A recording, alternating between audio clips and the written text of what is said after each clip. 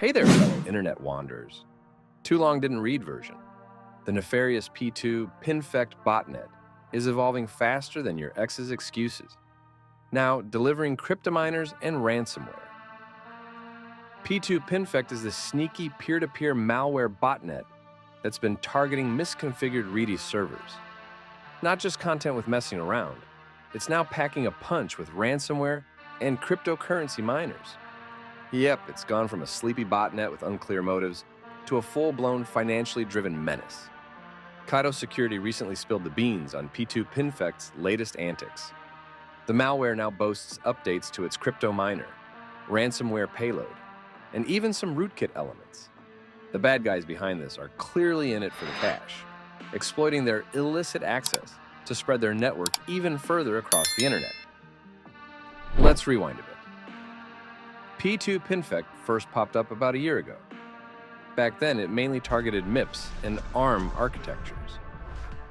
Fast forward to this January, and Nozomi Networks discovered it was being used to deliver miner payloads. It spreads by zeroing in on Redis servers, using their replication feature to turn victim systems into follower nodes, allowing the attackers to issue commands at will. What's the trick up its sleeve? This Rust-based worm can scan the internet for more vulnerable servers. It also includes an SSH password sprayer module that tries to log in using common passwords.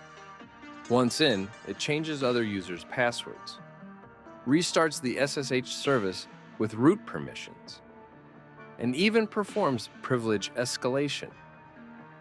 Talk about a nasty piece of work. Here's a fun fact. As a peer-to-peer botnet, every infected machine acts as a node, maintaining connections with several other nodes. This creates a massive mesh network that the malware author uses to push out updates. Notify one peer, and the gossip spreads until the new binary is fully propagated across the network. Efficient, right? The latest twist? P2. P-Infect is now dropping both miner and ransomware payloads. The ransomware encrypts files matching certain extensions and demands a ransom of 1 XMR, around $165. Since these attacks are untargeted and opportunistic, the victims are likely low-value targets, so the ransom is set low. And here's a kicker. The botnet now includes a new usermode rootkit that uses the LD_preload environment variable to hide malicious processes and files from security tools. Other cryptojacking groups, like Team Titanity, have adopted this technique too. What's the endgame here?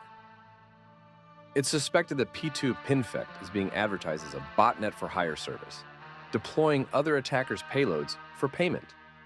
This theory is supported by the fact that the wallet addresses for the miner and ransomware are different, and that the miner process hogs as much processing power as possible, interfering with the ransomware's function. Security researcher Nate Bill noted that targeting a server that stores ephemeral in-memory data with ransomware is an odd choice. P2. P-Infect will likely see more profit from their miner due to the limited amount of low-value files it can access. The user mode rootkit might sound good on paper, but if the initial access is Redis, it'll be ineffective since it only adds the preload for the Redis service account. And the saga continues. OnLab Security Intelligence Center, or ASIC, revealed that vulnerable web servers with unpatched flaws are being targeted by suspected Chinese-speaking threat actors to deploy cryptominers. Remote control is achieved through installed web shells and Netcat, with data exfiltration being a distinct possibility. Lastly, Fortinet FortiGuard Labs pointed out that botnets like Unstable, Condi, and Skibidi are abusing legitimate cloud services to distribute malware payloads and updates.